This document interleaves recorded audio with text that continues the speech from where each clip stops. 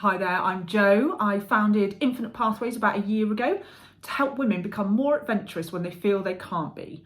And part of that is helping them find their flow in life. So I started a Find Your Flow community on Facebook, free community. You can just join and it helps you understand a little bit more about what your flow is in life and how you can become a bit more adventurous. But within that, I thought actually maybe people are a bit nervous to try really specific adventures they haven't tried before. So Find Your Adventure was born, and that's with the aim to help you find your specific adventure. So the one that's going to push you a little bit outside your comfort zone that you're really going to enjoy and maybe have wanted to try for a while.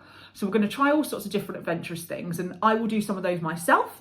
I'll do some with friends, and I will challenge people in the Find Your Flow community to do that as well.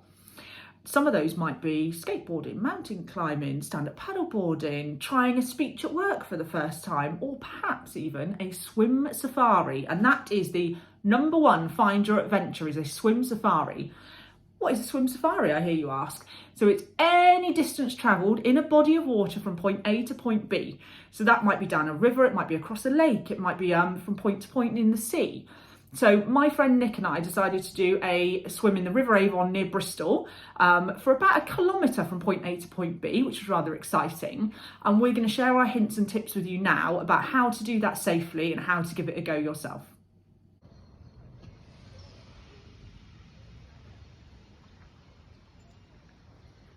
Okay, so swim safaris. How can we have an amazing adventure whilst on a swim safari, but do it safely and have loads of fun? So number one top tip is plan. You could go into your local Facebook swimming groups. There are often river and sea swimming groups that you can go in and just say, is it safe to do this? Has anyone done a swim safari from point A to point B before? And they will love giving you advice about that. Also, you could do a recce down to the river or the beach or the lake that you might be swimming in, just to have a look around, see how it looks, see if you feel comfortable in that piece of water. So that was tip one. Tip number two is plan your distance. You don't have to go miles. You could do 100 metres across a lake. You could do 50 metres just down a river and get in from one point to another and still see some really amazing stuff. So really think about the distance. You are capable of swimming very easily.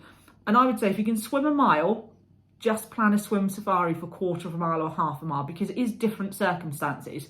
You're in a live body of water and it's really exciting, so you might get tired a bit more quickly. So really think about the distance you can realistically do and the time that you can stay in the water. So for us, 1 kilometre took just over half an hour, and for us that was enough because the water was fairly warm, about 16 degrees, but that was enough for us to be in there.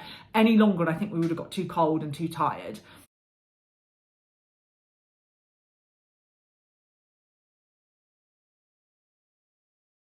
So tip number 3, buddy up. Don't ever go swimming alone, ever go swimming alone. If you can help it, because it can be quite dangerous for many different reasons. One, if you get into trouble, you have no one to shout to. 2, people can get cold water shock, even if they're really experienced swimmers, and that can leave you incapable of swimming once you've got in the water. So go with a buddy and have a bit more fun as well with that friend. It's nice to do things with other people. So definitely buddy up.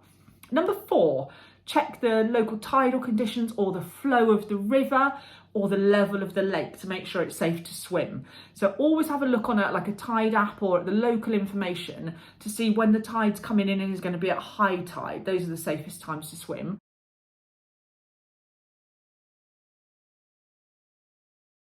I would say don't swim in a river after really heavy rainfall for several reasons. The flow will be really fast and there's likely to be runoff from the fields or the sewerage outlets or whatever. So really think about the tides and the flow and the safety of that.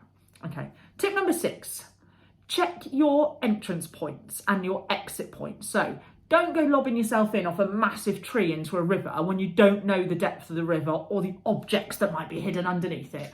Try and go in off a nice steady bank or in some steps if there are some there. And then your exit point is even more crucial because you'll probably be tired at your end of your swim. So make sure it's an easily accessible exit point. Maybe it's a little scramble up a bank, but what you don't want to be doing is hauling yourself out full body weight. And if you're on a beach, try and make sure it's on a nice bit of shore that you can get out of. It's not too rocky, it's not near cliffs and things like that. So always recce your entrance and exit points. And I have just come down to check out the exit point of the river. And we can see it's quite safe to get out. There is a nice bank to climb up. There's some roots to hold on to. So exit point clear. Number 6 or 5, I don't know now. Check the water quality. So some areas get heavily polluted really quickly, especially after rain. So there are brilliant websites where you can check water quality, and I'll leave some details about that in the comments as well.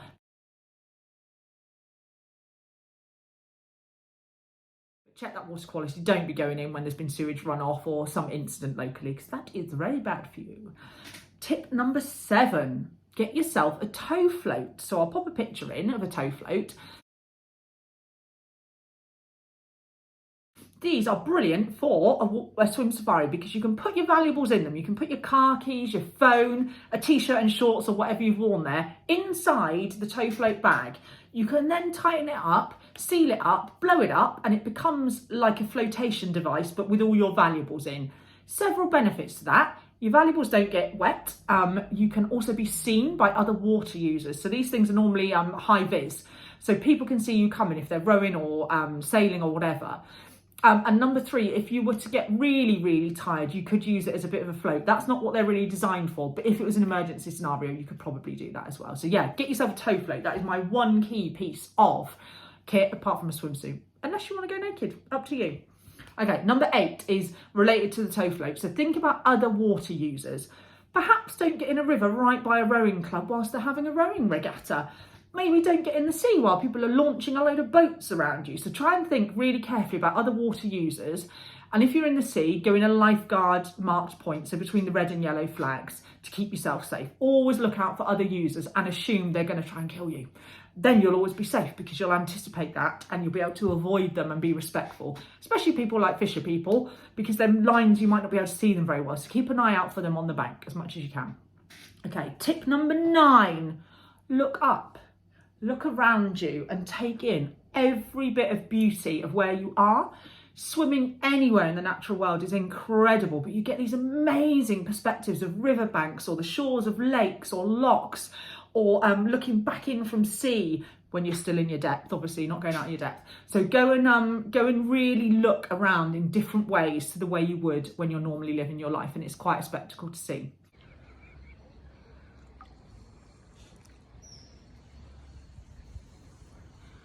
Excited, look at the lily pads. And my final tip is a really important safety tip. When you get out of the water, warm up really quickly. Even if you think you're warm and it's a summer's day, get yourself dried off, get yourself a hot drink inside of you, and choose an amazing snack of your choice to take with you as well. I favour a mint club or some sort of croissant after a swim. So get yourself a nice snack, get yourself warm, and stay dry and warm afterwards, because your body temperature will still reduce if you've come out of cold water. So those are my 10 top tips for having an amazing, safe, fun, enlightening swim safari. Grab yourself a buddy, grab yourself a tow float, plan your route and get out there and have a swim safari. It's one of the most amazing things you can do.